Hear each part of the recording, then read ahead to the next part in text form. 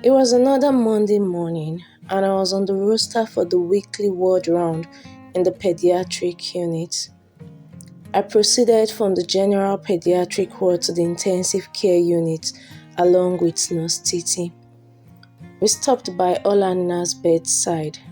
This was the end of her 3rd month here, and there seemed to be no improvement of any sort. How do I tell a mother that her only child may not make it through another week? I remember meeting Olanna for the first time 3 months ago when she walked into my office holding hands with her mother.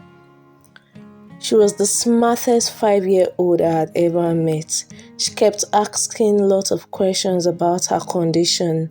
She listened aptly with so much attention for a 5-year-old. On the night we wheeled her to the theater to have her brain surgery done, she kept saying, "By his stripes, I am healed." The entire room was dead quiet. Maybe it was how she whispered those words through pain, or the surprise at a 5-year-old having such level of confidence in her God that left the entire medical team quiet and filled with compassion.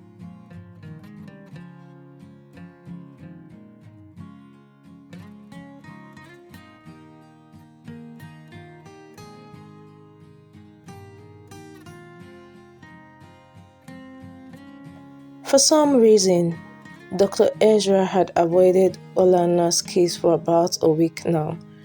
I think he may have concluded the case in his mind as one of his medical losses.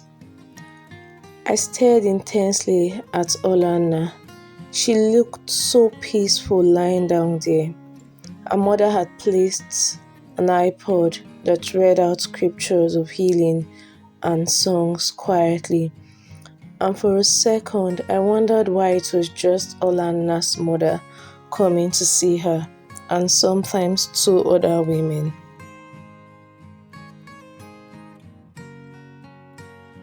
I was never one to dabble or nose into my patients' personal lives, but for some reason, I felt so drawn to Olanna and her mother. Maybe because in many ways, they reminded me of I and my own mother.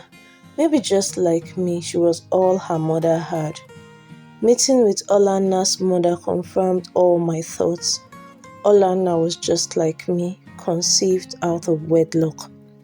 As I drove back home, I began to think deeply about my own life and the words Olanna's mother had spoken about her anchor to Christ. Was that the reason she remained so calm? Where did I even lay my own anchor to? I wasn't even sure I had any anchor aside my profession.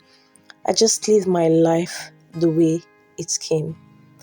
I walked into my apartment that night with so much trouble in my heart. However, I dared to speak quietly to a God that even though I knew existed, I wasn't really sure if he heard me.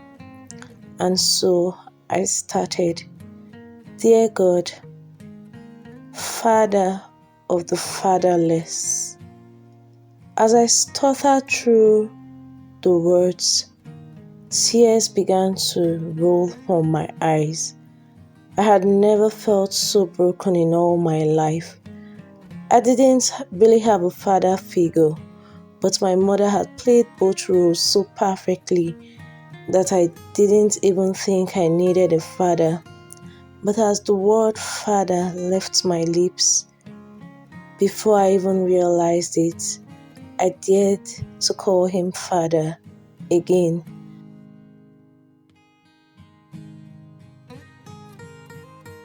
Not sure if I was even praying right, and so I began again. It was 12 a.m. when I stopped praying. I couldn't believe I had prayed for 6 hours. I had begun by praying for Olanna to get well and had felt so much brokenness and willed through the prayer. I prayed for God to save me, and as I prayed, I, st- I started to pray in an unknown language I had never spoken before, but I felt this peace I had never felt in all my 30 years of existence. The next morning, I checked Olanna and something seemed different. I looked at the monitor and saw that the lines were green and moving steadily. The music by Olanna's bedside was still playing his song. Just breathe your name upon me, breathe. And the singer was saying something like there's a spirit in man and the breath of the Almighty gives him understanding. At this point, I felt like taking off the oxygen mask and watching Olanna just breathe normally. Her eyes were still closed, however, and if anything goes wrong, I could be sued. I could lose my license to practice. I could even go to jail.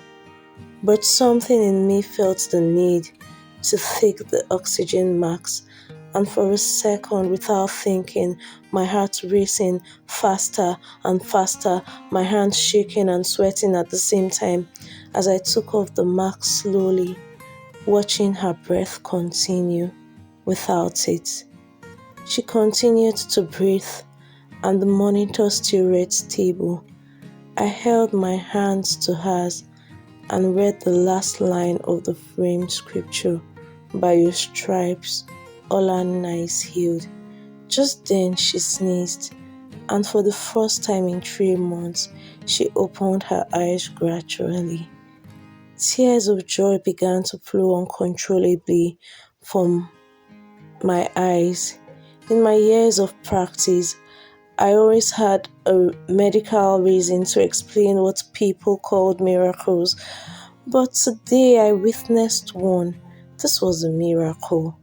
As I turned my back, I saw Dr. Ezra standing behind me. His eyes were filled with tears.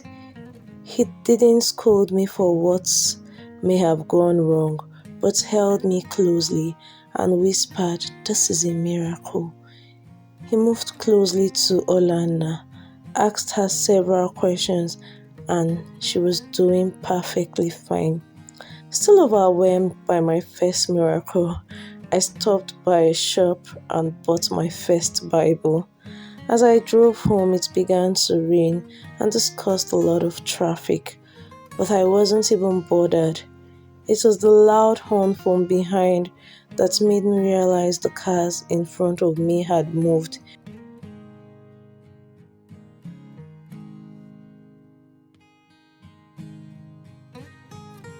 I raised my head to look at the traffic lights and caught a glimpse of the rainbow.